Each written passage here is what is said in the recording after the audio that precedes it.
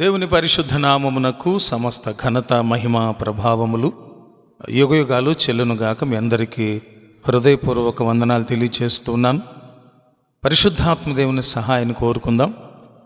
ప్రభువా, పరిశుద్ధుడా, గొప్ప తండ్రి, ఈ సమయంలో మేము మా జీవితాలకు ఉపయోగకరమైన ఒక సందేశాన్ని సంక్షిప్తంగా ధ్యానం చేయబోతూ ఉండగా మీరే మీ ఆత్మ సహాయం ద్వారా మేము అర్థం చేసుకున్నట్లును అర్థం చేసుకున్న విషయాలను మా జీవితాల్లో అవలంబించుకోవడానికి సహాయం చేయమని మీకే మా బ్రతుకులను జీవితాలను అప్పగించుకుంటూ యేసయ్య శ్రేష్ఠ నామములో ప్రార్థించి స్తుతించి వేడుకొనుచున్నాము తండ్రి, ఆమెన్. మహాజ్ఞాని అయిన సొలొమోను మహారాజు రాసినటువంటి అనేక జ్ఞాన గ్రంథాలు మనం చదువుకున్నాం, విన్నాం. ప్రస్తుతము మనము ఒక ప్రాముఖ్యమైన అంశాన్ని ధ్యానం చేసి తద్వారా మనతో పరిశుద్ధాత్మ దేవుడు మాట్లాడేటటువంటి హితవు హెచ్చరిక దాన్ని గ్రహించి బ్రతుకులను మనం సరిచేసుకోవలసిన వారుగా ఉన్నాం. అది చాలా ప్రాముఖ్యమైన విషయం. ఎందుకంటే ప్రభువు మనకు ఉంచిన శుభప్రదమైన నిరీక్షణ అయిన ఆ పరలోక రాజ్యంలోనికి మనం ప్రవేశించాలంటే భూమి మీద మనకున్న ప్రతి విధమైన బలహీనతలను, ప్రభువుకు అయిష్టమైనటువంటి స్వభావాలను మార్చుకోవాల్సి ఉంది. మన ధ్యానాంశంగా ఈరోజు సామెతల పుస్తకం 26వ అధ్యాయం 23వ వచనం నుంచి 28వ వచనాల వరకు ఉన్న లేఖన భాగాన్ని నేను చదువుతున్నాను. జాగ్రత్తగా గమనించాలని మనవి. చెడు హృదయమును ప్రేమగల మాటలాడు పెదవులను కలిగి ఉండుట మంటి పెంకు మీది వెండి పూతతో సమానము. పగవాడు పెదవులతో మాయలు చేసి అంతరంగములో కపటము దాచుకొనును. వాడు దయగా మాటలాడినప్పుడు వాని మాట నమ్మకము, వాని హృదయములో 7 హేయ విషయములు గలవు. ఈ 3 వచన భాగాలను మనము అక్షరార్థంగా గమనించినప్పుడు చెడు హృదయమును ప్రేమగల మాటలాడు పెదవులను కలిగి ఉండుట, ఒక వ్యక్తిలో పాపం నివసించేటప్పుడు, ఆ వ్యక్తి అపవాది మార్గదర్శకత్వంలో నడిచేటప్పుడు, అంటే చాలా మార్లు కావాలని పాపంలో చెడులో నడిచేవారు, కొన్నిసార్లు వారికి తెలియకుండానే పాపంలో శాపంలో మస్టులో మురికిలో బతికేటటువంటి వారిని మనం చూస్తూ ఉంటాం. అనేక మార్లు ఆ విషయాలు మనలో కూడా ఉంటాయి. మనకు మనం పరిశీలించుకోవాలి. హితవు హెచ్చరిక వచ్చినప్పుడు లోబడాలి, సరిచేసుకోవాలి. ఇక్కడ 23వ వచనంలో చూసినప్పుడు చెడు హృదయము ప్రేమగల మాటలాడు పెదవులు, ఇట్లాంటివి దేంతో పోల్చారంటే మంటి పెంకు మీది వెండి పూతతో సమానమని పోల్చారు. పోలిక ఇక్కడ గమనిస్తే చెడు హృదయంలో నుంచి బయటికి ప్రేమ కలిగిన మాటలు, కపటంతో కూడిన మాటలు, మోసంతో కూడిన మాటలు, దగాతో కూడిన మాటలు, హేళనతో కూడిన మాటలు, ఇంకా చూసినట్లయితే అపహాస్యం చేస్తూ మాట్లాడే మాటలు, కొన్ని హృదయానికి బాగా గుచ్చుకునేటటువంటి మాటలు, గాయపరిచేటటువంటి మాటలు, ఇవన్నీ కూడా ఏంటంటే చెడు హృదయంలోంచి వచ్చేటటువంటి ప్రేమ కలిగిన మాటలు. చెడు హృదయంలోంచి ప్రేమ కలిగిన మాటలు అంటే కేవలము నటన, వేషధారణ అని మనకు అర్థమవుతుంది. అటువంటిది విలువలేనటువంటిది, ఎటువంటి విలువ లేనటువంటిది. మనం గమనిస్తే పెంకు, మంటి పెంకు అనే మాట విన్న వెంటనే పెంకు అనేది ఒకప్పటి రూపం ఏంటంటే కొండ పగిలితే ఆ పగిలిన మొక్కల్ని పెంకులు అంటాం మనం. అవి ఎందుకు పనికిరావు.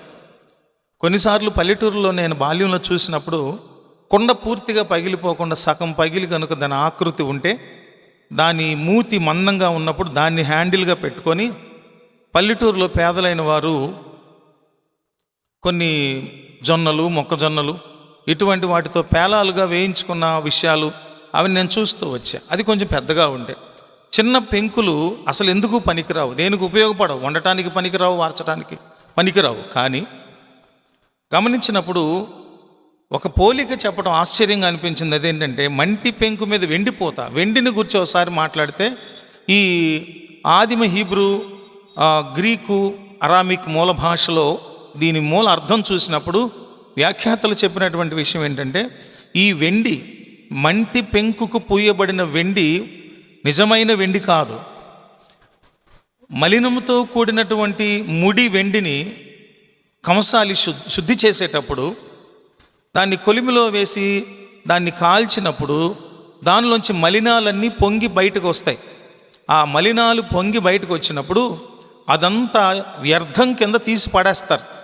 ఈ వెండి పెంకు మీద పూసిన పోతంట అటువంటి వెండిని శుద్ధి చేసినప్పుడు బయటకు వచ్చినటువంటి వ్యర్థము తెల్లగా మెరిసేటట్లే కనబడుతుంది. కానీ మంటి పెంకు ఎంత వ్యర్థమైందో, ఉపయోగం లేనిదో దాని మీద రాయబడింది కూడా ఆ మెరుపు వలె కనపడేటటువంటి మాయ వంటి వెండి, ఉపయోగం లేని వెండి, వ్యర్థమైన వెండి పూత, ఆ పూతను సూచిస్తుంది. అంటే చెడు హృదయము దేవునికి వ్యతిరేకమైనదే. ఆ చెడు హృదయంలోంచి బయటికి నటనగా, వేషధారణగా వెలువడేటటువంటి మాటలు కూడా వ్యర్థమైనవే, రెండు వ్యర్థమైనవే. అందువల్ల ఎవడైతే అవిధేయుడుగా, ఎవడైతే దైవ వ్యతిరేకగా, ఎవడైతే దోషంలో, పాపంలో, వ్యసనంలో, దుర్మార్గంలో ఉన్నాడో, కపట బుద్ధితో ఉన్నాడో, అటువంటి వారి మాటలు ఇంత భయంకరంగా ఉంటాయి, ఇంత మోసపూరితంగా ఉంటాయి. చాలా మార్లు మన జీవితానుభవాల్లో మనం చూస్తూ వస్తాం. చాలామంది మన ముందు చక్కగా తేనె పూసినట్లుగా చక్కగా మాట్లాడే మనుషులు బయటకు వెళ్ళిన తర్వాత మన గురించి చాలా చెడుగా చెప్పుకునే వాళ్ళు ఉంటారు. హృదయంలో మన గురించిన ఒక భావన, మాట్లాడేటప్పుడు మరొక భావన. ఈ విషయాలు మనం గమనించినప్పుడు అటువంటి వారితో జాగ్రత్తగా ఉండాలి. రెండవది, మనం కూడా అటువంటి వారిగా ఉండకూడదు. ఈ విషయాల్లో ఏ విధమైన ముఖమాటం కానీ, లేకపోతే ఏ విధమైన సర్దుబాటు లేదు. పాపం పాపమే, తప్పు తప్పే, అపరాధం అపరాధమే, చెడుగు చెడుగే. అదే సమయంలో వేషధారణ అనే దేవునికి అసలు ఇష్టం ఉండదు. పవిత్రమైన హృదయం కలిగిన వాడు హృదయంలో ఉన్నట్టే మాట్లాడతాడు.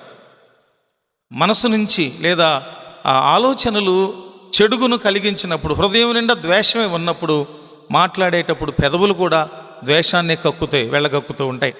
అందులోనే తర్వాత వచనం అంటాడు, 24వ వచనం, పగవాడు పెదవులతో మాయలు చేసి అంతరంగంలో కపటాన్ని దాచుకుంటాడు. నిజమే, పగవాడుగా ఉన్నవాడు అనగా మనతో ద్వేషం కలిగిన వాడు. స్నేహంగా ఉన్నంత కాలము మనము కొట్టినా తిట్టినా కూడా సరదాగా అనిపించేటటువంటి స్థితి ఉంటే, ఎప్పుడైతే క్రోధం, ద్వేషం, పగలు, ప్రతీకారాలు ఉంటాయో అవి ఉన్నప్పుడు పెదవులతో మాయ మాటలు మాట్లాడతారు. సూటిపోటి మాటలు, చురుక్కుమని తగిలేటటువంటి మాటలు, బాకుతో గుచ్చితే ఎంత తీవ్రమైన గాయం కలుగుతుందో అంతకంటే పదునైనటువంటి మాటలు మాట్లాడతారు. ద్వేషపూరితంగా, ఈర్ష్యతో, పగతో, ప్రతీకారంతో. అంతేకాకుండా 25వ వచనంలో కూడా వాడు దయగా మాటలాడినప్పుడు వాడి మాట నమ్మొద్దు. ఆ దయ వెనుక కపటం, క్రోధం, ద్వేషం, పగ ఉంటుంది. అందుకని మనము విశ్వాసులుగా, దేవుని సేవకులుగా, దేవుని బిడ్డలుగా అవతల వ్యక్తి నోటి నుంచి వచ్చేటటువంటి మాటలు ఎటువంటివో, వారు ఎటువంటి స్వభావం కలిగిన వాళ్ళో మనము జాగ్రత్తగా పరిశీలించాలి. అర్థమైపోతుంది. మంటి పెంకు మీద వెండి పూత వంటి మాటలు మాట్లాడే వారిని మనం ఇట్టే గ్రహించగలుగుతాం. ఒకవేళ అటువంటి మాటలు మనం మాట్లాడినా మనకు అర్థమవుతూ ఉంటుంది. మనస్సాక్షి మనల్ని గద్దిస్తూనే ఉంటుంది.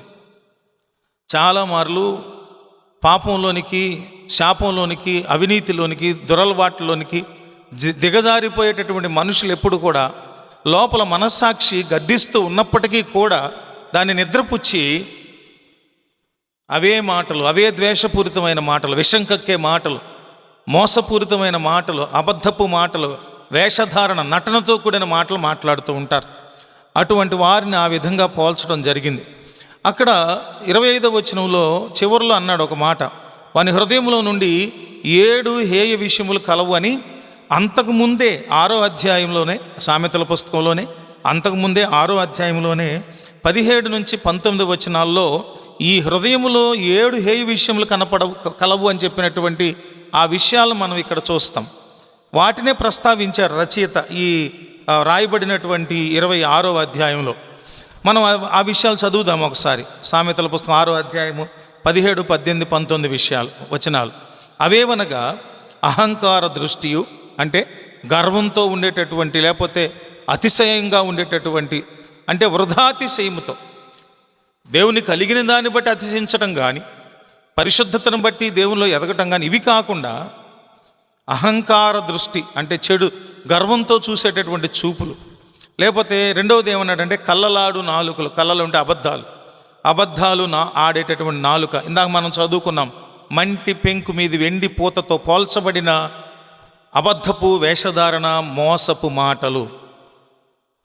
మూడవది నిరపరాధులను చంపు చేతులు, నిర్దోషులను ఏ విధమైనటువంటి ఆ నేరము దోషము చేయనటువంటి అమాయకులను చంపేటటువంటి చేతులు. చాలా మార్లు దుర్మార్గతలో, దుష్టత్వంలో, చెడుగులో ఉన్నటువంటి వారు ఎప్పుడూ కూడా దీనులైన వారిని, నెమ్మదిగా ఉండేవారిని, ఎక్కువగా మాట్లాడలేని వారిని, ఎదురు చెప్పలేని వారిని బాగా అవహేళన చేస్తూ, ఆటలాడిస్తూ, ఆట పట్టిస్తూ, కొన్నిసార్లు వారిని గాయపరుస్తూ, కొన్నిసార్లు చంపేస్తూ ఉంటారు. ఏమీ మాట్లాడరులే, వారి వెనుక ఎవరు వారిని సమర్థించే వాళ్ళు లేరులే అనేటటువంటి స్వభావంతో వారిని చంపుతారు. తర్వాత దుర్యోచనలు యోచించే హృదయమును, మనం చదువుకున్న మూలవాక్యంలో ఉన్న ఇవన్నీ కూడా దుర్యోచనలు అంటే చెడ్డ ఆలోచనలు ఆలోచించే హృదయం. ఎప్పుడు చెడుగునే ఆలోచిస్తాయి. మనిషి అంతరంగంలో చెడుగును ఆలోచిస్తూ ఆ లోకంలో ఉన్న వాళ్ళందరిలో కూడా మంచిని చూడకుండా చెడుగునే చూసే ఆ దుష్ట స్వభావం, 7 చెడు విషయాలు హృదయంలో వచ్చేటటువంటి చెప్తున్నాడు. దుర్యోచనలు యోచించు హృదయం. తర్వాత కీడు చేయుటకు త్వరపడి పరిగెత్తే పాదాలు. మేలు చేయమన్నాడు ప్రభు పరిశుద్ధ గ్రంథంలో సూటిగా చెప్పాడు, మేలు చేయండి, మేలు చేయండి, మేలు చేయండి, సత్క్రియ చేయండి, సత్క్రియ చేయండి అని చెప్తుంటే వీళ్ళు ఏం చేస్తారంట, కీడు చేయటానికి త్వరగా పరిగెడతారట. కీడు చేయటానికి త్వరగా పరిగెట్టడం అంటే అది అసూయతో కావచ్చు, ద్వేషంతో కావచ్చు. కొన్ని మార్లు మనకు తెలిసినట్లుగా కొంతమంది కిరాయి హంతకులు ఉంటారు. డబ్బు తీసుకొని వారి పక్షంగా పగ తీర్చుకునేటటువంటి మనుషులు. వారు విపరీతమైనటువంటి శరీరపు అదుపు కోల్పోయేటంత మత్తులో తేలుతూ వెళ్ళి ఆ దుష్క్రియ చేసి వచ్చేస్తారు. కీడు చేయటానికి త్వరపడి పరిగెడతారు. దొమ్మి చేయటానికి, లూటీలు చేయటానికి, ఎదుటివారు కష్టపడి సంపాదించుకున్నటువంటి వాటిని దోచుకొని దోపిడీ చేసుకొని, ఆ దోపిడీ చేసేటప్పుడు వారు ఏమైనా అడ్డుకుంటే వారిని గాయపరచడం, చంపేయటం. ఇటీవల కాలంలో చైన్ స్క్రాచర్స్ ఈ మధ్యకు వచ్చారు. వాళ్ళు ఈ గొలుసులు బండ్ల మీద హెల్మెట్లతో వచ్చి దారిలో ప్రయాణం చేసే వృద్ధులైన లేకపోతే యవనస్తులైన పెద్దలైన వారు ఒబెసిటీతో ఉన్నటువంటి స్త్రీలను కూడా కొన్నిసార్లు లాక్కొని వెళ్ళినప్పుడు కొన్నిసార్లు తెగిపోక ఎన్నో ఇబ్బందులు, ఆ చైన్స్ తెగక మెడలు తెగిపోయి ఎన్నో ఇబ్బందులు చూస్తాం. వాళ్ళకి దయాదాక్షిణ్యం కానీ ప్రేమ కానీ ఇటువంటివి ఏమీ ఉండనటువంటి మూర్ఖులైనటువంటి వాళ్ళు కీడు చేయటానికి త్వరపడి పరిగెత్తేటటువంటి పాదములు కలిగిన వారు. ఆ తర్వాత 19వ వచనంలో లేని వాటిని పలుకు అబద్ధ సాక్షులు. కోర్టుల్లో ఉంటారు వీళ్ళు, కోర్టు పక్షులు, లేకపోతే అబద్ధాలు చెప్తారు. ఏదైనా ఒక పంచాయతీ పెట్టవలసి వస్తే లేదా ఏదైనా ఒక తీర్మానం చేయటానికి, ఒక విషయాన్ని చక్కబెట్టడానికి, ఇరు వర్గాల మధ్య ఉన్నటువంటి ద్వేషాన్ని తొలగించి వారి మధ్య సామరస్యమైన సంగతులను స్థాపించాలని ప్రయత్నించినప్పుడు కూడా కొంతమంది ఉన్నపాటున అబద్ధాలు ఖచ్చితంగా చెప్పేస్తూ ఉంటారు అడ్డంగా. అటువంటి వారు హృదయంలోంచి ఈ స్వభావాలు కలిగిన వారు అటువంటి వారని మనం గ్రహించాలి. చివరిది 7వది ఏమన్నాడంటే అన్నదమ్ములలో జగడములు పుట్టించువారు. నిజంగా కుటుంబ వ్యవస్థలో ఐక్యతను పాడు చేయటానికి ప్రయత్నించేవారు. అన్నదమ్ముల మధ్య, అక్క చెల్లెల మధ్య, స్నేహితుల మధ్య, భార్యాభర్తల మధ్య, ఇలాగ ఇరుగు పొరుగు వారి మధ్య, సమాజంలో తెగల మధ్య, జాతుల మధ్య, కులాల మధ్య, తెగల మధ్య జగడాలు సృష్టించడానికి ఇష్టపడేవాడు. కొండెములాడువారు, అబద్ధాలు ఆడేవారు. ఎవరిని గిచ్చుదామా, ఎవరిని గిల్లుదామా, ప్రశాంతంగా ఉన్న చోట ఎక్కడ గొడవలు రేపుదామని చూసేటటువంటి ఈ 7 రకాలైనటువంటి విషయాలు, చెడుగు మనుషుల హృదయంలోంచి వస్తుంది. ఇట్లాంటి స్వభావం కలిగిన వాళ్ళు పెదవులతో నిజాలు మాట్లాడకుండా మంటి పెంకు మీద వెండి పూత పూసినట్లుగా, అటు పెంకు విలువలేనిదే, ఇటు ఆ వెండి పూతని చెప్పినటువంటి వెండిని శుద్ధి చేసినప్పుడు వచ్చిన వ్యర్థ పదార్థాన్ని కూడా విలువ లేదు. అటువంటి విలువ లేనటువంటి మూర్ఖమైనటువంటి స్వభావం కలిగిన వాళ్ళు ఉంటారు. వారితో చాలా జాగ్రత్తగా ఉండాలంటారు. అందులోని 26వ వచనం కూడా చూస్తే, ఈ 6వ అధ్యాయము 26వ వచనం కూడా చూస్తే, వాడు తన ద్వేషమును కపట వేషము చేత దాచుకొనును, సమాజములో వాని చెడుతనము బయలుపరచబడును. వాడి వేషాన్నంట వాడి ద్వేషాన్నంట కపట వేషం చేత దాచుకుంటాడంట. వేషము, ద్వేషము. ఒక మనిషి వేషము వెనుక ద్వేషం ఉంటుంది. ముందుగా మనము కొన్ని పరిశుద్ధ గ్రంథంలో రాయబడినటువంటి కొన్ని సంగతులను మనము ధ్యానం చేస్తే మనకు సుస్పష్టంగా కొన్ని విషయాలు అర్థమవుతాయి. ఈ మంటి పెంకు మీది వెండి పూత స్వభావం కలిగినటువంటి దేవునికి వ్యతిరేకులైనటువంటి దుష్టత్వంలో ఉన్నటువంటి మనుషులు 26వ వచనంలో అంటున్న మాట ఏంటంటే, ద్వేషాన్ని కపట వేషం చేత దాచుకుంటారు. కంటికి కనపడేటప్పుడు చాలా నిర్మలులుగా, పరిశుద్ధులుగా, నిర్దోషులుగా, ప్రశాంతంగా ఉన్నవాళ్ళలాగా వేషం వేసుకుంటారు, కానీ లోపల ద్వేషం. బైబిల్లో కూడా చెప్పబడింది. వీళ్ళందరూ కూడా మేకపోతు వేషం వేసుకొచ్చినటువంటి, తోలు కప్పుకున్నటువంటి తోడేళ్ల వలె కపటమైన వేషాలు వేసుకొస్తారట, కపట వేషాలు. ఆ తర్వాత 27వ వచనంలో కూడా, గుంటను త్రవ్వువాడు వాడు దానిలో పడును, దాన్ని పొర్లించు వాని మీదకి అది తిరిగి వచ్చును. అబద్ధములాడువాడు తాను నలుగుగొట్టిన వారిని ద్వేషించును. ఇచ్చకపు మాటలాడు నోరు నష్టము కలుగ చేయను. ఇవన్నీ చూసినప్పుడు ఈ మంటి పెంకు మీద వెండి పూత అనే దానికి చక్కగా సరిపోయేటటువంటి వచనాలు. ఎందుకు ఈ మాటలు అంటే, ఇటువంటి స్వభావం కలిగిన వాళ్ళు లోపల ఒకటి కలిగి బయటకు ఒకటి మాట్లాడే వేషధారులు.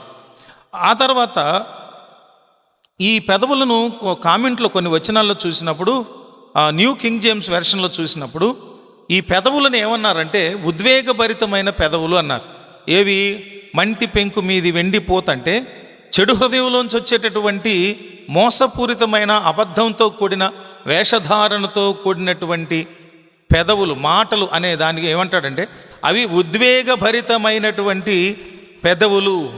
ఉద్వేగభరితం అంటే ఏంటంటే అదుపు తప్పి, దీర్ఘశాంతం లేకుండా, నెమ్మది లేకుండా, సమయస్ఫూర్తి లేకుండా, వివేకము లేకుండా, వివేచన లేకుండా, వారికి తోచినట్లుగా హృదయంలో ఉన్నదన్నట్లుగా ఆ నేర్పరితనంతో మేము మాట్లాడుతున్నాం అనుకుంటూ వ్యర్థమైన, ఉపయోగం లేనటువంటి మాటలు మాట్లాడే వారు ఉద్వేగభరితం. అంటే వారి హృదయంలో భావోద్రేకాలలో స్వస్థత లేని వారు ఉద్వేగభరితంగా ఉంటారు. భావోద్రేకాల్లో స్వస్థత లేని వారు ఉద్వేగభరితంగా ఉంటారు. అటువంటి పెదవులు కలిగిన వారు ఉంటారు. దురుద్దేశాన్ని ఏమో లోపల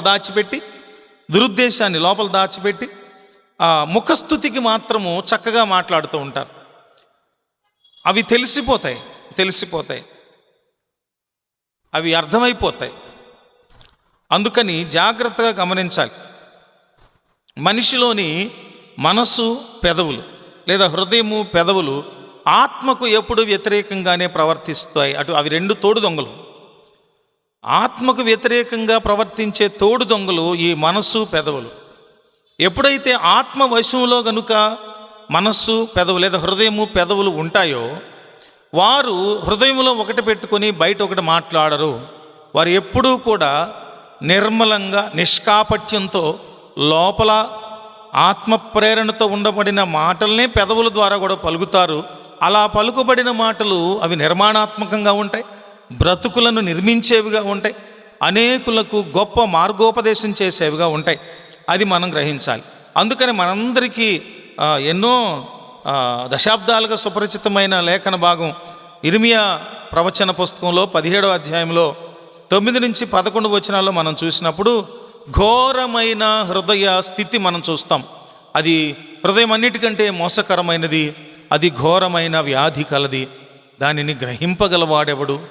ఒకని ప్రవర్తనను బట్టి వాని క్రియల ఫలము చొప్పున ప్రతీకారము చేయుటకు యెహోవా అను నేను హృదయమును పరిశోధించువాడను, అంతరింద్రియములను పరీక్షించువాడు.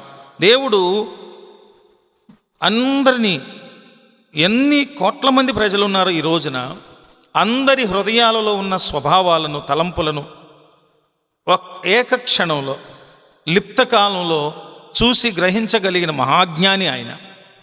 అంతటి మహాజ్ఞానిని దాటి లేదా ఆయనకు మరుగై నేను ఆలోచిస్తాను, ఆయనకు మరుగై నేను దుష్టత్వంలో, దుష్టక్రియలో ఉంటానంటే అది భ్రమ మాత్రమే. దేవుని కన్నుగప్పి ఒక మనుష్యుడు భూమి మీద ఏదీ చేయలేడు, అసంభవం. అందువల్ల గమనించాల్సింది ఏంటంటే ఇది ఘోరమైన హృదయం, అన్నిటికంటే మోసకరమైనది, అది వ్యాధి కలిగినటువంటిది. అందువల్ల హృదయమును గురించి చాలా జాగ్రత్తగా ఉండాలి. హృదయాన్ని గురించి చాలా జాగ్రత్తగా ఉండాలి.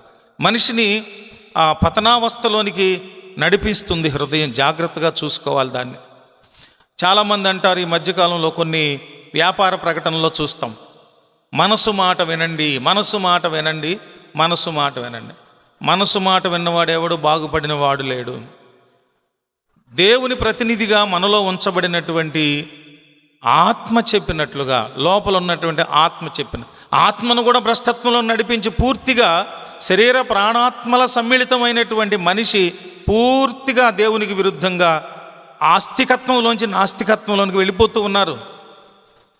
అదే భ్రష్టత్వంలోనికి వెళ్ళిపోయినటువంటి, ఎన్నడూ వెనక్కి తిరిగి రావడానికి ఇష్టపడని వాతవేయబడిన మనస్సాక్షి అని మనం గ్రహించవచ్చు. అందుకని వెండి మలినాలతో కప్పబడిన మట్టి పాత్ర అది పెంకు. అందుకని మనం గమనించాల్సింది ఏంటంటే, ఈ వచనాల్లో మనం గమనించాల్సింది ఏంటంటే, మృదువైన మాటలు చెప్పేవారి మాటలను జాగ్రత్తగా పరిశీలించాలి. రెండవది, కేవలం మాటలను బట్టి కాకుండా వారి హృదయ పవిత్రతను బట్టి, హృదయములో ఉన్నటువంటి నిర్మలత్వాన్ని బట్టి వ్యక్తులను గ్రహించాలి, వ్యక్తుల స్వభావాలను మనం గ్రహించాలి. లేకపోతే చాలా నష్టపోతాం.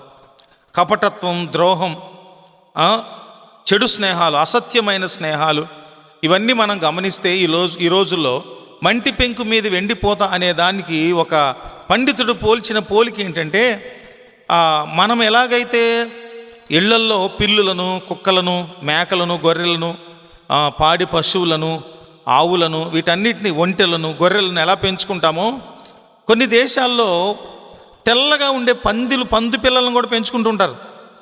వాళ్ళు చాలాసార్లు ఆ పంది పిల్లల మూతికి లిప్స్టిక్ వేస్తారు. వాళ్ళు వేసుకుని బయటకు వెళ్ళేటప్పుడు వాళ్ళ పందికి కూడా బయట బట్టలు వేసి పందికి లిప్స్టిక్ వేస్తారు. ఆ పోలిక అలా చెప్తూ వచ్చాడు. ఈ మంటి పెంకు మీద వెండిపోతంటే అది ఎప్పుడు అశుద్ధాన్ని కోరుకునేటటువంటి పంది. అంటే వాళ్ళు ఈ అశుద్ధ సంబంధమైన ఏవి దరిదాపులకు రానివ్వకుండా ఇళ్లల్లో చక్కగా పెట్టను పెంచినప్పటికీ దాని లోపల ఉన్న సహజ సిద్ధమైన స్వభావాన్ని ఎవరో మార్చలేరు. వాళ్ళు వెళ్ళేటప్పుడు ఎక్కడ అశుద్ధం కనపడితే అది పరిగెడతా ఉంటుంది, కానీ వీళ్ళు లాక్కొస్తారు, పెంపుడు పంది కాబట్టి. అందుకని ఎప్పుడైనా గుర్తించవలసింది ఏంటంటే, ఒక పంది మూతికి లిప్స్టిక్ వేసినంత మాత్రాన ఈ మంటి పెంకు మీద వెండిపోత ఎలాగైతే ఉన్నదో పోలిక, ఆ పోలికలాగే ఇది వ్యర్థమైనదే, అది వ్యర్థమైనది అన్నట్లుగా మనం అర్థం చేసుకోవాలి. ఇంకొకటి ఏంటంటే, సామెతల పుస్తకంలోనే 10వ అధ్యాయము 18 నుంచి 21 వచనాలు చూస్తే, అంతరంగమున పగ ఉంచుకునివాడు అబద్ధికుడు. అంతరంగంలో పగను ఎప్పుడు పెట్టుకుంటాడో, పగ అనేటటువంటిది మనిషిని తగలబెట్టేస్తుంది. పగ హృదయంలో ఉంటే మనిషి, వాడు ఎంత నిబ్బరం కలిగిన వాడైనా, ఎంత ధైర్యం కలిగిన వాడైనా, ఆ పగ అగ్నిలా లోపలుండి మనిషిని కాల్చివేస్తుంది. అయితే అలా పగ ఉన్నప్పుడు మనిషి సత్యవర్తనుడిగా ప్రవర్తించలేడు, శాంతి సమాధానాలతో స్నేహపూర్వకంగా ప్రవర్తించలేడు. అంతరంగమున పగ ఉంచుకునేవాడు ఎటువంటి వాడంటే అబద్ధికుడు. కొండెము ప్రచురము చేయువాడు కూడా బుద్ధిహీనుడు. లేనిపోని వాడి మీద వీడి మీద వాడికి ఉన్నటువంటి సత్సంబంధాలన్నింటినీ చెడగొట్టడానికి లేనిపోని కల్పనా కథలు చెప్పి, లేనిపోని వాళ్ళ మీద వీళ్ళ మీద వాళ్లకు చెప్పి వాళ్ళిద్దరి మధ్య గొడవలు పెట్టేటటువంటి వాళ్ళు ఉంటారు. ఇది చాలా ప్రమాదకరమైన హృదయం. అందుకని విస్తారమైన మాటలలో దోషముండక మానదు కాబట్టి తన పెదవులను మూసుకొని వాడు బుద్ధిమంతుడు. నీతిమంతుని నాలుక ప్రశస్తమైన వెండి వంటిది, భక్తిహీనుల ఆలోచన పనికి మాలినది. అదే అంటున్నాం, పనికి మాలిందంటే అర్థం ఏంటంటే వేస్ట్ అని, వ్యర్థం అని, డస్ట్బిన్లో వేసిన చెత్త. అందుకని దేవుడు తన పోలికలో, తన స్వరూపమందు, తన జీవవాయువును ఊది నిర్మించినటువంటి మనిషి ఎప్పుడూ పరిశుద్ధుడిగా ఉండాలి. హృదయము దేవుని ఆలయం. మీ జీవితము, మీ శరీరం, మీ దేహములు దేవుడు నివాసము చేయదగిన యోగ్యమైనవిగా ఉండాలి, శుద్ధమైనవిగా ఉండాలి, పవిత్రమైనవిగా ఉండాలి అని ప్రభు కోరుకుంటున్నాడు.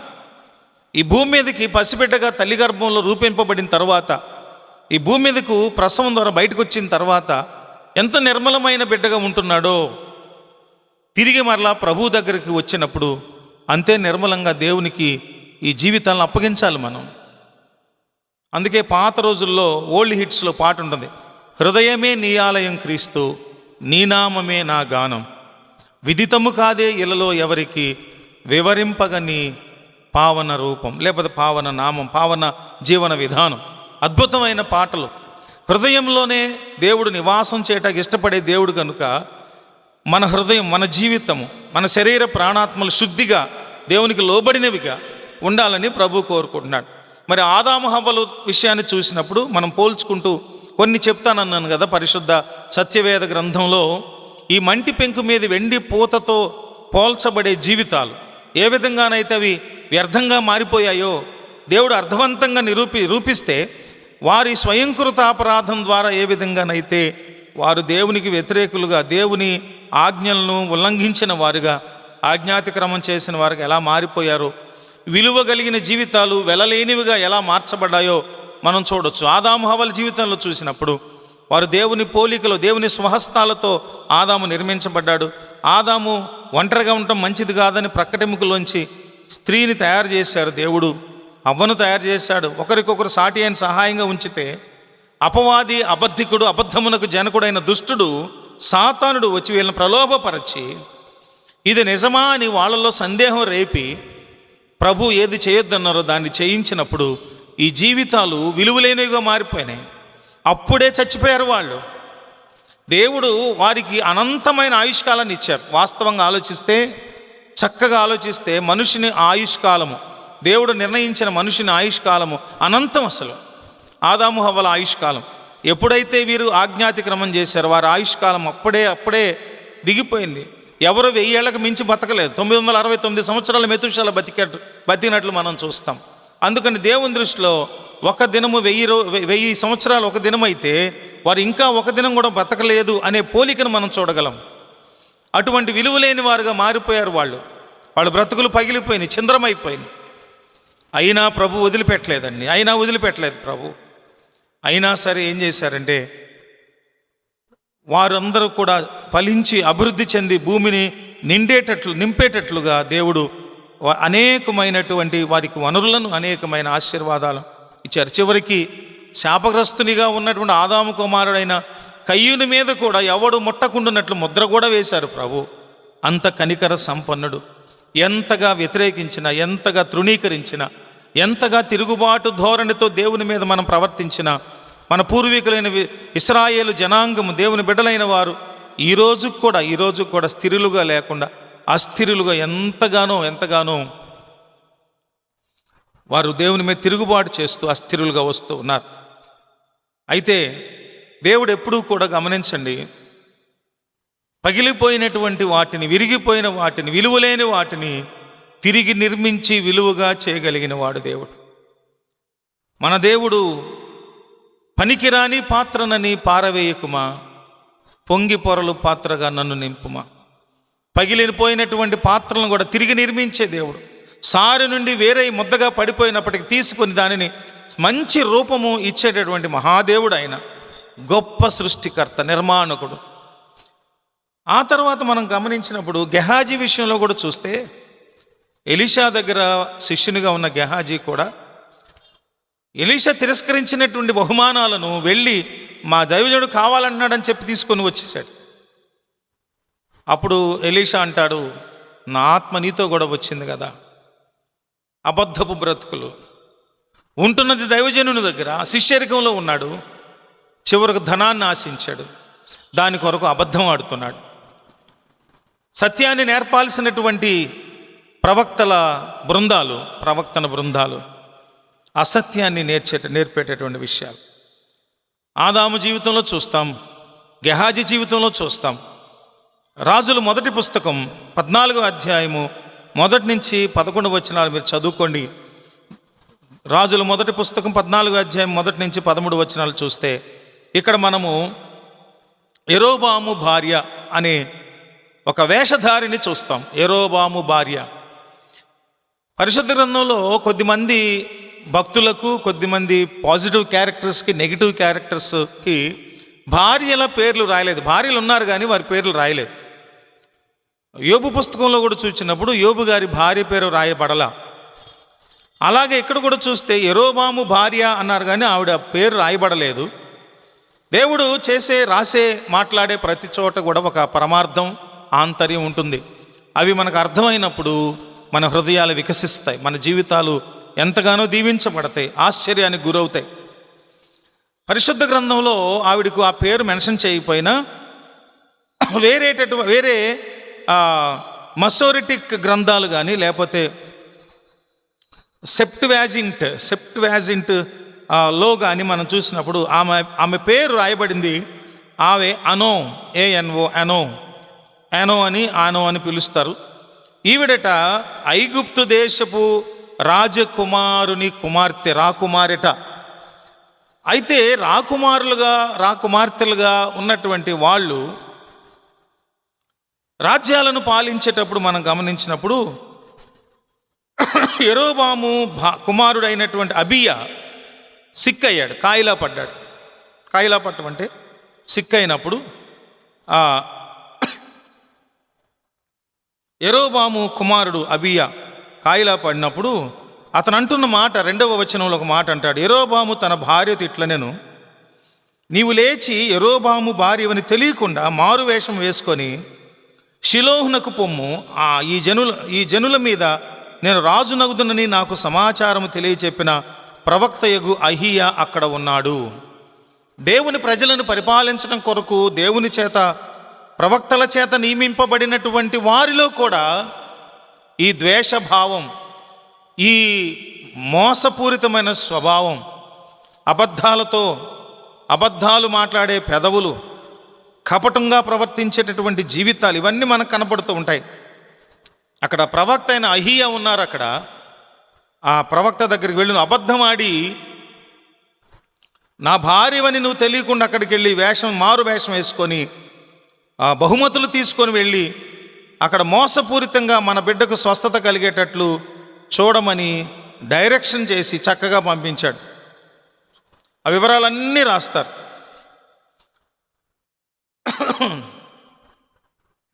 ఇక్కడ చూసినప్పుడు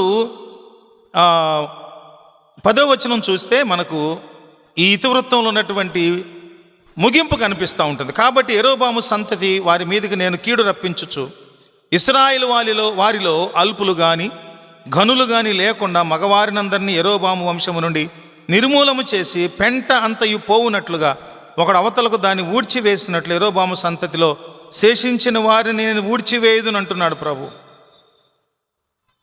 తర్వాత 11వ వచనం, పట్టణమందు యెరోబాము సంబంధులలో మరణమగు వారిని కుక్కలు తినును, బయట భూమిలో మరణమగు వారికి ఆకాశ పక్షులు తినును, యెహోవా మాట ఇచ్చున్నాడు.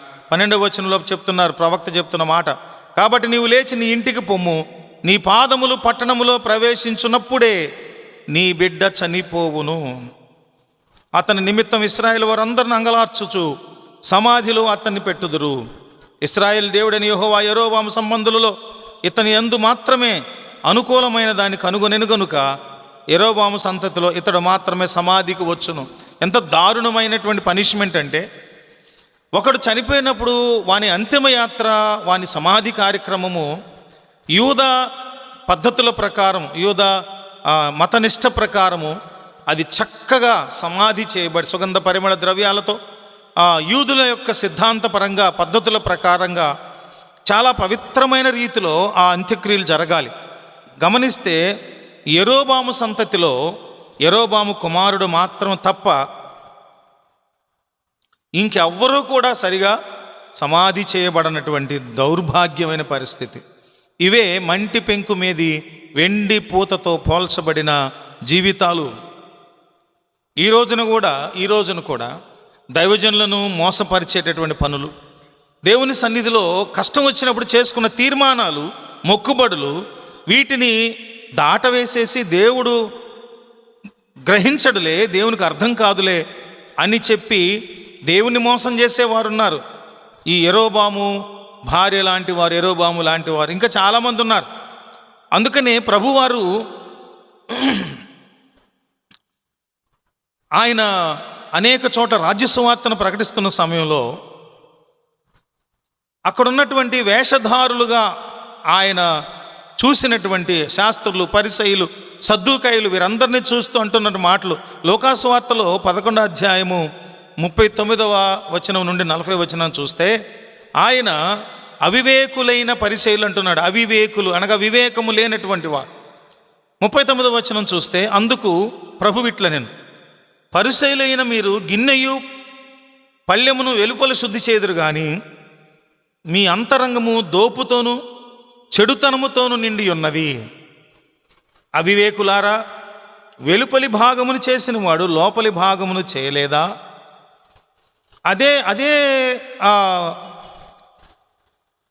హెచ్చరికతో మత్తయి సువార్తలో కూడా చూస్తే 23వ అధ్యాయము 27 నుంచి 29 వచనంలో చూస్తే ఈ శాస్త్రులు ఎలా కనపడతారంటేనంట, శాస్త్రులు కానీ పరిసయ్యులు కానీ శృంగారంగా కనిపిస్తారు. అంటే చాలా రమ్యంగా, అలంకారంగా, ఎంతో చూడముచ్చటగా, కనులకు ఇంపుగా కనపడతారట. వేషాలు పైకి. అందుకని ఇక్కడ ఏమంటారంటే 27, అయ్యో వేషధారులైన శాస్త్రులారా, పరిసయ్యులారా, మీరు సున్నము కొట్టిన సమాధులను పోలి ఉన్నారు. అవి వెలుపల శృంగారంగా కనపడును కానీ లోపల చచ్చిన వాని ఎముకలతోనూ ఇంకా అలా ఉంటుందన్నారు. అందుకని మీరు వెలుపల మనుషులకు నీతిమంతులుగా కనపడతారు, లోపల వేషధారణతోనూ అక్రమముతో నిండి ఉన్నారు. అయ్యో వేషధారులైన శాస్త్రులారా, పరిసయ్యులారా, మీరు ప్రవక్తల సమాధులను కట్టించచ్చు, నీతిమంతుల గోరీలను శృంగారిస్తూ ఉంటారు.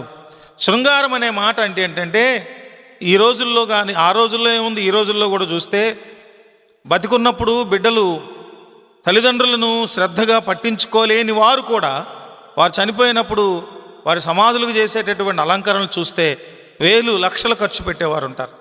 కొందరు బాగా ఖర్చు పెట్టి వారి విగ్రహాలు తీసుకెళ్ళి ప్రతిష్ఠిస్తారు సమాధుల మీద కూడా. ఇళ్లల్లో కూడా పెట్టేసుకునే వాళ్ళని చూశాను నేను చాలామంది ఆ చనిపోయిన వారిని. ప్రభు అంటున్న ఉద్దేశం ఏంటంటే వారి జ్ఞాపకాలు ఉండొచ్చేమో కానీ వారి వారి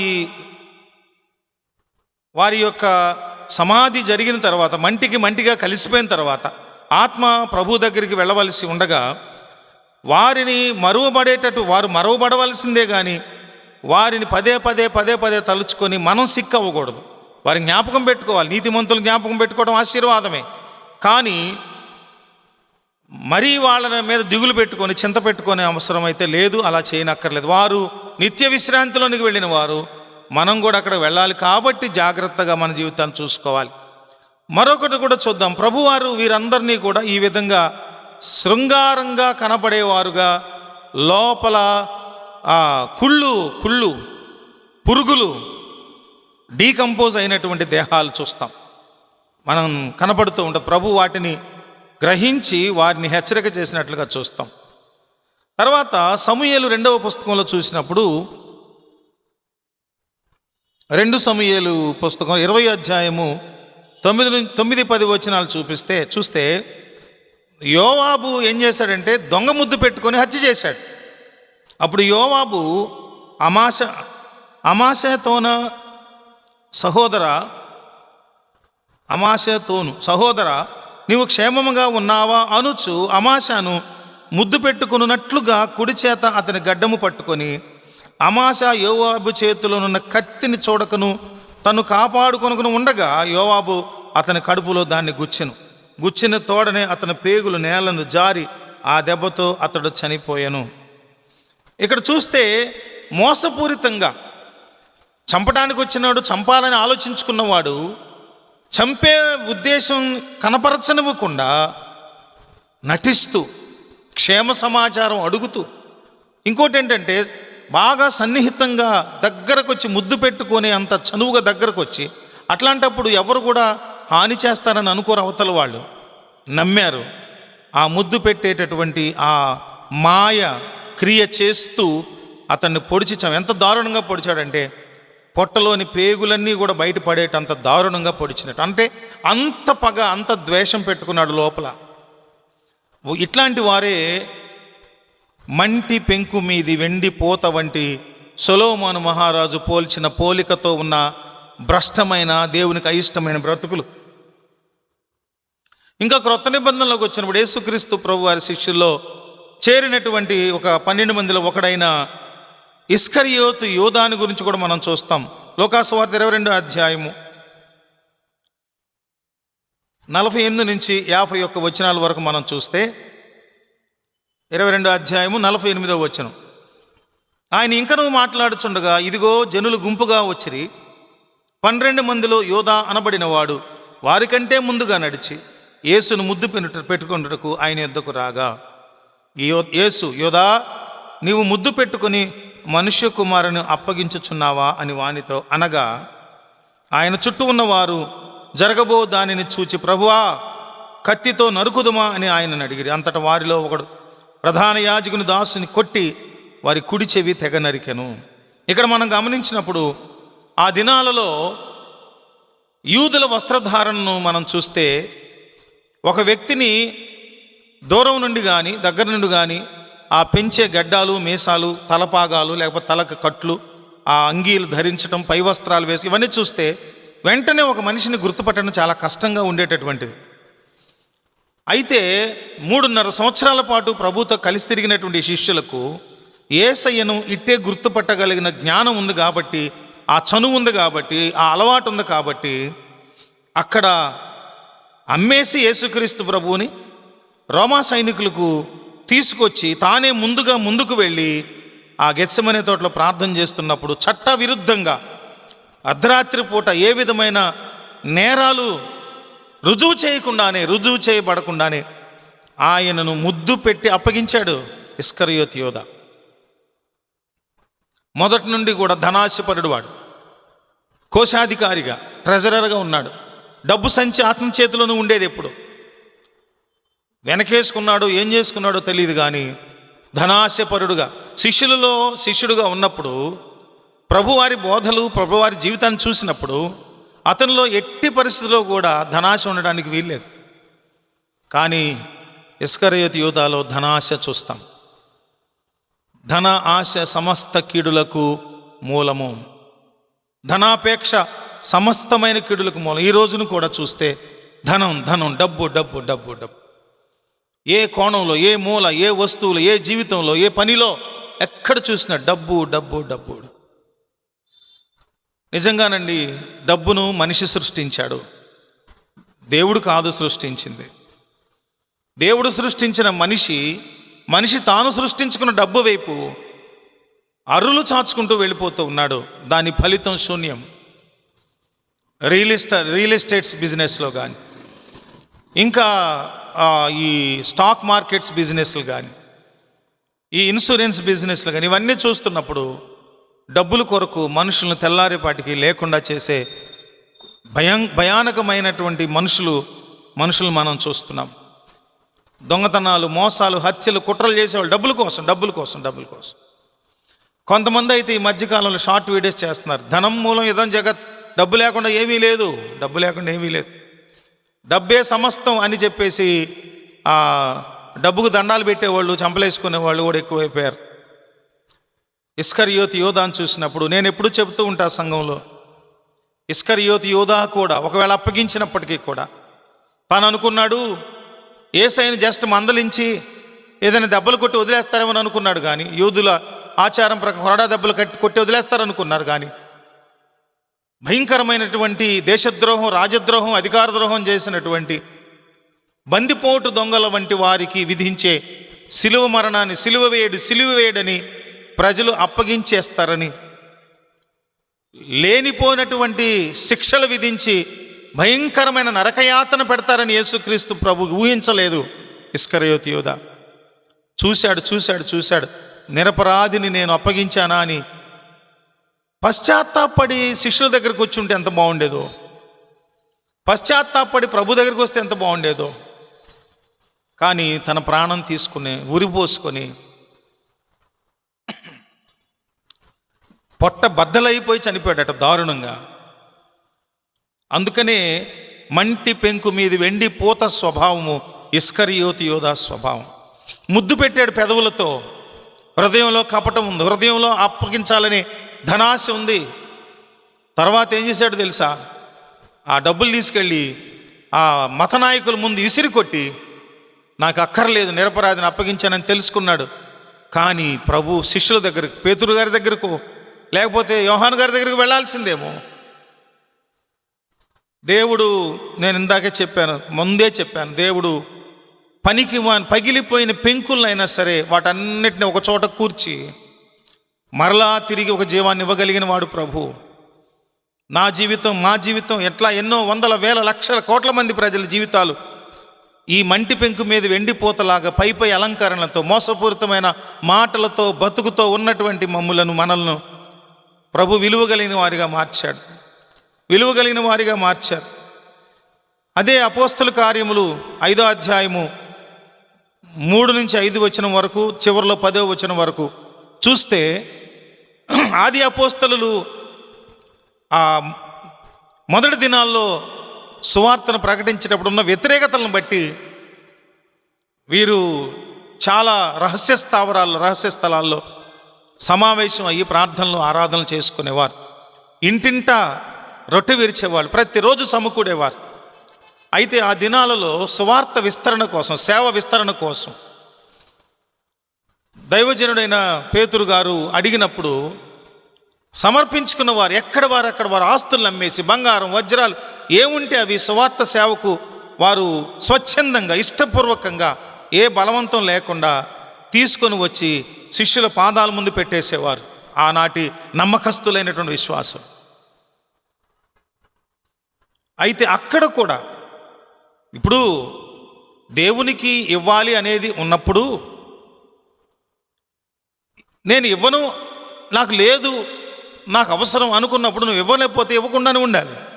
ఇస్తానని చెప్పి వాగ్దానం చేసి దేవుని దగ్గరకు వచ్చి తిరిగి అబద్ధాలు ఆడుతూ ఒకరి వేళకు అక్కడ అమ్మి ఒకవేళ తీసుకొచ్చి ఇక్కడ ఇచ్చినప్పుడు దేవుడు హృదయాంతరంగాలను క్షణమాత్రపు కాలంలో, లిప్త కాలంలో పరిశీలించగలిగిన వాడు, ఏకకాలంలో ప్రపంచ మానవాళి హృదయాన్ని పరిశోధించగలిగిన మహాజ్ఞానికి అవి అర్థం కాదా?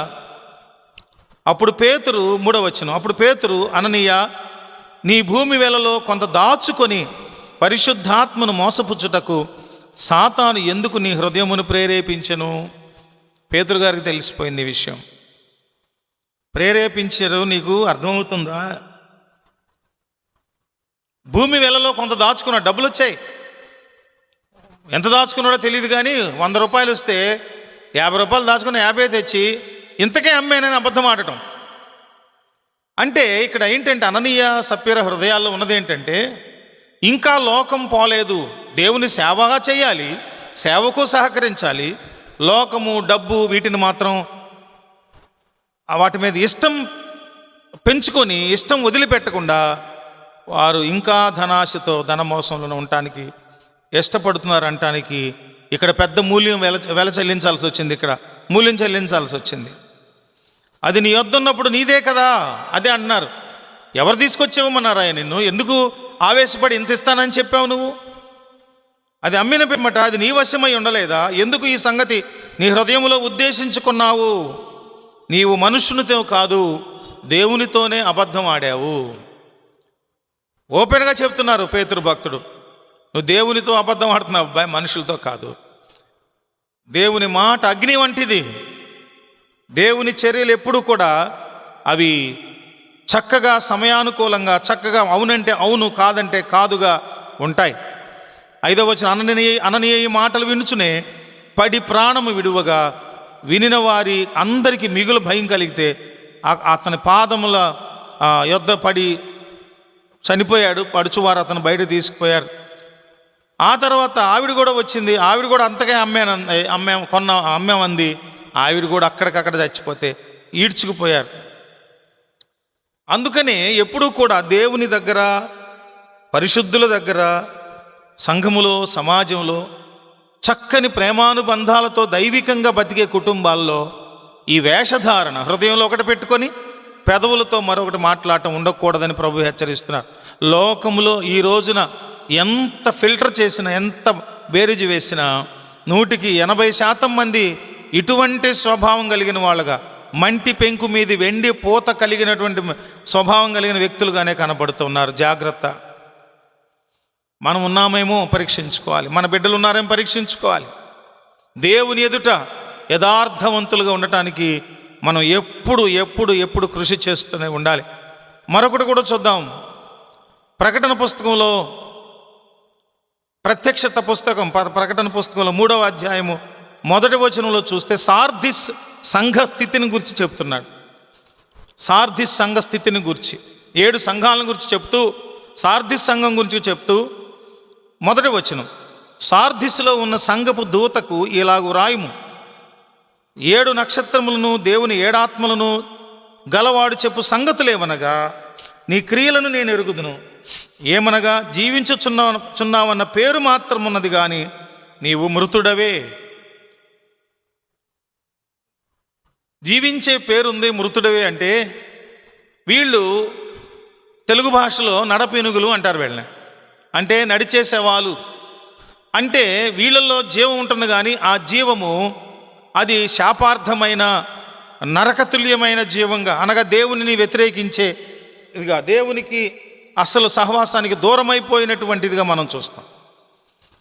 అందుకని జీవించుచున్నావన్న పేరే ఉంది కానీ నువ్వు మృతుడవే. మృతతుల్యమైన ఆలోచనలు, మృతతుల్యమైనటువంటి క్రియలు, ప్రవర్తన, చర్యలు, సంపాదన మృతతుల్యమైనవి.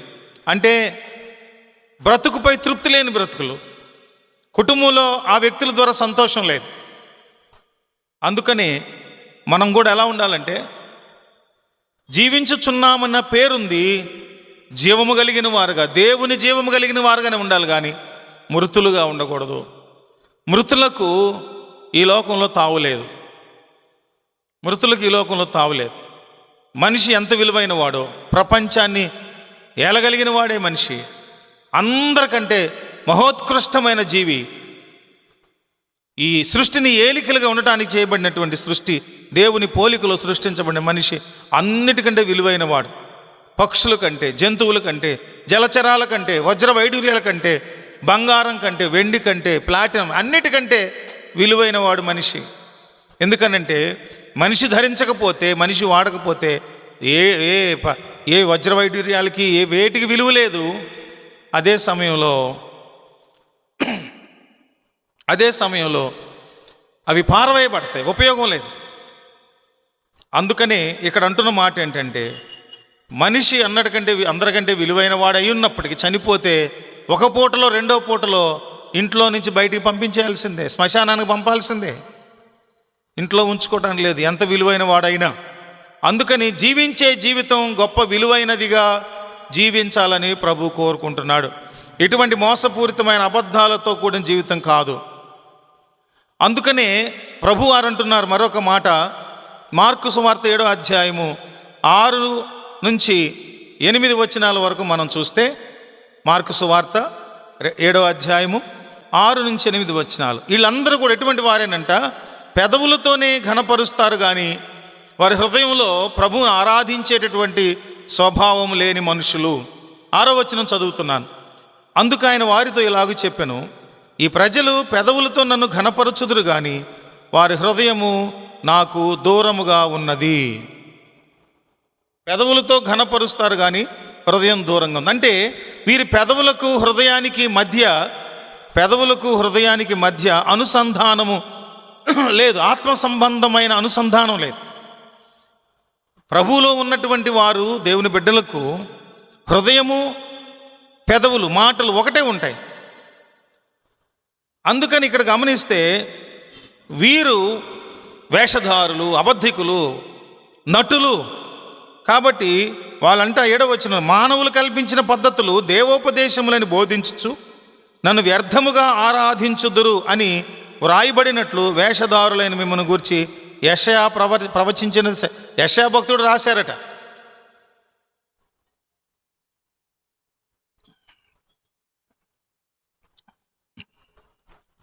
యెషయా ప్రవచనంలో ముందుగానే రాయబడింది ఈ సంగతి. అందుకని దేవుని ఆజ్ఞలను మీరు విడిచిపెడతారు, పితృపారంపర్య ఆచారాలు, ధర్మశాస్త్ర సంబంధమైన నిష్ఠాగరిష్టమైనటువంటి ఆచార వ్యవహార కర్మకాండలు ఇవన్నీ మీరు చేస్తారు తప్ప హృదయముతో ప్రభువును స్తుతించి ఆరాధించరు. అందుకనే ఈ రోజుల్లో గమనిస్తున్నప్పుడు ప్రజలు వారికి ఇష్టం వచ్చినట్టుగా తోచినట్లుగా కోట్ల రూపాయలు, లక్షల రూపాయలు ఖర్చు పెడుతూ ఆరాధనకు విపరీతమైన పెడార్థాలు, ద్వంద్వార్థాలు కల్పించి సృష్టించి వారందరూ కూడా నిజమైన ప్రభువు కోరిన సమరయ స్త్రీతో యాకోబు బావి దగ్గర మాట్లాడినప్పుడు ఆ దినం వచ్చింది, అందరూ కూడా ఆత్మతో సత్యముతో ప్రభువును ఆరాధించేటటువంటి దినం వచ్చింది, రోజు వచ్చిందని చెప్పారు. దానికి విరుద్ధమైన ఆరాధనలు జరుగుతున్నాయి. అందుకే ముగింపులో మనము యెహెజ్కేలు ప్రవక్త ప్రవచనాత్మకంగా రాసిన ఆ పుస్తకం 33వ అధ్యాయంలో 30, 31, 32, 33 వచనాలు మనం చూస్తే చాలామందికి దైవజనుడు ప్రవక్త మన మధ్య ఉన్నాడు, దేవుని బిడ్డలు మన మధ్యలో ఉన్నారు, వారి మధ్య మనం ఉన్నాము, మనము దేవుని బిడ్డలుగా అనేకుల మధ్య ఉంటున్నాము అనేటటువంటి స్పృహ మనుషులకు కోల్పోతూ ఉన్నారు. 30వ వచనం, నరపుత్రుడా, నీ జనుల గోడ దగ్గరను ఇంటి ద్వారములందును నిలువబడి నిన్ను గూర్చి మాట్లాడుదురు, ఒకరినొకడు చూచిపోదము రండి, యెహోవా యొద్ద నుండి బయలుదేరు మాట ఎట్టిదో చూతము రండి అని చెప్పుకొనుచున్నారు.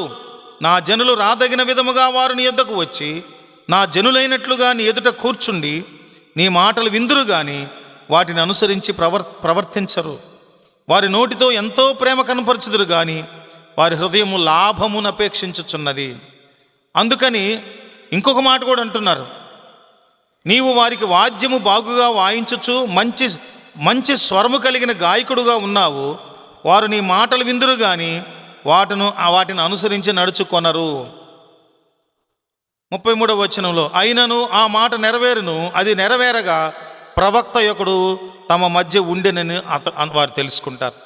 అందుకనే సత్యం ప్రకటించబడుతున్నప్పుడు సత్యాన్ని గ్రహించలేని హృదయాలు, దేవుని ద్వారా అనేక మేలులు, అనేక విజయాలు, అనేక ఆశీర్వాదాలు పొందుకున్నటువంటి ప్రజలు ఆ దేవుడు చేసిన కార్యాలను మర్చిపోయి దేవుని మీద తిరుగుబాటు చేసేవాళ్ళుగా, సణిగేవారుగా, గొనిగేవారుగా, విగ్రహారాధనే ప్రాముఖ్యమనేవారుగా మనం చూస్తాం. మోషే కొండ మీదకి వెళ్ళినప్పుడు అహరోనును మభ్యపరిచి, భ్రమపరిచి, బెదిరించి వాళ్ళు ఒక బంగారంతో దూడం చేసుకొని మమ్మల్ని ఐగుప్తు దాస్యంలోంచి విమోచించింది, దాటించి ఎర్ర సముద్రాన్ని దాటించి తీసుకుని వచ్చింది, ఇదిగో ఈ దేవతే అని మొక్కుతూ స్త్రీలు పురుషులు అవాచ్యమైనది చేస్తూ త్రాగుతూ తిరుగుతూ విచ్చలవిడిగా బ్రతుకుతున్నప్పుడు దేవుని ఉగ్రతకు గురయ్యారు వాళ్ళు. అంతే నాయకుడున్నా కూడా, సేవకుడు బోధించినా కూడా లోబడనొల్లని ప్రజలు విలువైన బ్రతుకులను విలువలేనివిగా చేసుకుంటున్నారు, మంటి పెంకు మీది వెండి పూత స్వభావంతో. అందుకని తిమోతికి రాసిన మొదటి పత్రిక పౌలు భక్తుడు 5వ అధ్యాయము 6 నుండి 8 వచనాలు చూసినప్పుడు, సుఖభోగములు యందు ప్రవర్తించున్నది బ్రతుకుచుండియు చచ్చినదయ్యుండును. సుఖభోగాలే ముఖ్యం అనుకున్న వాళ్ళు సుఖం కోసం, భోగాల కోసం ఎన్ని అబద్ధాలైనా ఆడతారు. ఓవర్ నైట్లో ఉన్నపాటున సంపన్నులైపోవాలని ఎంతటి మోసకార్యాలకైనా అబద్ధాలకైనా వెనకాడనటువంటి వారుగా ఉంటారు. అందుకనే చివరిలో కీర్తనకారుడు అంటున్నటువంటి ఒక తీర్మానంతో కూడిన మాట 19వ సంకీర్తన 12వ వచనంలో, తన పొరపాటును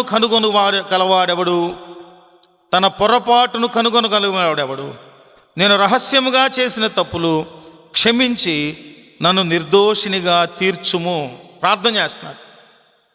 నా హృదయంలో రహస్యంగా చేసిన మాటలు, చేసిన ఆలోచన, చేసినటువంటి తలంపులు, ఎవరు చూడట్లేదు అనుకుంటూ చేసినటువంటి మోసాలు, దగాలు, పాపములు, విచ్చలవిడి జీవితం, దుర్వ్యసనాలు, దుర్భ్యాసాలు, వీటన్నిటినీ కూడా నేను గ్రహించి ఒప్పుకుంటున్నాను. నన్ను నిర్దోషిగా తీర్చు ప్రభా, క్షమించు. అందుకని గుర్తుంచుకోవాల్సింది ఏంటంటే, పాపములను క్షమించే అధికారం కలిగిన వాడు యేసుక్రీస్తు ప్రభువే కనుక మొదట పాపినని గుర్తించి పాపములు ప్రభువే క్షమిస్తారు కాబట్టి ఆయన దగ్గరకు వచ్చి పశ్చాత్తాపంతో ప్రార్థన చేస్తే పాపములు ఆయన క్షమిస్తారు. ఈ పాప క్షమాపణ నిశ్చయత కలిగినప్పుడు, రక్షణానుభవంలోనికి వచ్చినప్పుడు దానికి గుర్తుగా పవిత్ర కార్యమైన బాప్తిస్మంలోకి వస్తాం. బాప్తిస్మం తరువాత ప్రభు బలలో పాల్గొంటాం. అప్పుడు పరిశుద్ధాత్మని వరం ద్వారా అనేకమైన ఆత్మ ఫలము ఫలిస్తూ కృపా వరముల చేత నింపబడుతూ దైవరాజ్యమునకు సిద్ధపడేటటువంటి కృపలోనికి ప్రభువు నడిపిస్తారు. అందువల్ల గమనించాల్సింది ఏంటంటే, మనం ఎప్పుడూ కూడా యథార్థవాదులుగా, సత్యవర్తనుడుగా, లేఖనాల్లో వ్రాయబడినది ఉన్నది ఉన్నట్లుగా ఆది అపోస్తుల పునాది మీద యేసయ్య పునరుత్థానాన్ని ఎట్టి పరిస్థితుల్లో, ఎట్టి శ్రమలైనా ప్రకటిస్తూ యేసయ్య వలె జీవిస్తూ మనందరం కూడా మంటి పెంకు మీది వెండి పూత వంటి దేవునికి అయిష్టమైన, వ్యర్థమైన, ఉపయోగం లేని, పనికి మాలిన బ్రతుకు కంటే పరిశుద్ధ గ్రంథంలో చెప్పబడింది, ఎండిన ఎముకలలో గడగడగడలాడేటటువంటి ఒక గొప్ప జీవమును రప్పించారట దేవుడు. అలా రప్పించడం ద్వారా ఆ ఎముకలన్నీ కూడా ఏమైపోయినాయంటే శరీరమును ధరించుకొని గొప్ప సమూహం అయిపోయినాయి. అందుకనే చెల్లాచెదురైపోయినటువంటి పాత్రలు, కుండలు పగిలిపోయి అవి వెండిపోత వలె వ్యర్థంగా ఉన్నప్పటికీ, అనగా వేషధారణతో కూడిన బ్రతుకులై ఉన్నప్పటికీ, వాటన్నిటినీ కూడా నీవు ఇష్టపడితే ప్రభు సన్నిధికి వస్తే ఆ విలువైన పాత్రలుగా తిరిగి నిర్మించడానికి ఇష్టపడుతున్నారు ప్రభు.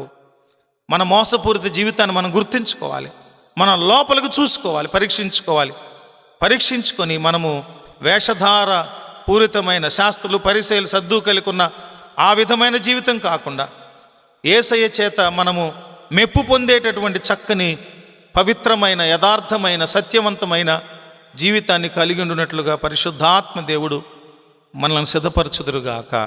ప్రార్థన చేసుకుందాం. తలలో ఉంచి, కృప కలిగిన మా తండ్రి, మీరు మాకు అనుగ్రహించిన ఈ సొలొమోను మహారాజు అనుభవపూర్వకంగా రాసినటువంటి మంటి పెంకు మీద వెండి పూత అనేది అబద్ధముతో కూడినటువంటి హృదయంలోంచి వచ్చే మోసపూరితమైన మాటలు, పెదవులని మీరు మాతో మాట్లాడారు. ఇంకా పరిశుద్ధ గ్రంథంలో ఈ విధంగా బతికిన క్యారెక్టర్లు చాలా ఉన్నాయి నాయన. ఈరోజు కూడా మా బ్రతుకుల్లో కూడా అటువంటి స్వభావం కలిగిన వాళ్ళు ఉన్నారు. అటువంటి స్థితిలోంచి మేము ప్రత్యేకించబడి నీకిష్టులుగా జీవించున్నట్లు కృప చూపించమని మీకే మమ్మల్ని అప్పగించుకుంటూ ఈ సందేశం వినుట ద్వారా హృదయాలు బాగుపడినట్లుగా, నీకు ఇష్టమైన హృదయాలుగా శుద్ధి చేయబడినట్లుగా కృప చూపించమని మీకే అప్పగించుకుంటూ యేసయ్య శ్రేష్ఠనామములో ప్రార్థించి స్తుతించి వేడుకొనుచున్నాము తండ్రి. ఆమేన్. త్రిత్వమయ్యున్న దేవుని కృప, ప్రేమ, సమాధానములు సందేశం విన్నటువంటి ప్రతి బిడ్డకు మార్పును అనుగ్రహించి స్థిరపరిచి, బలపరిచి, దీవించి వర్ధిలజేయునుగాక. ఆమేన్. వందనాలు.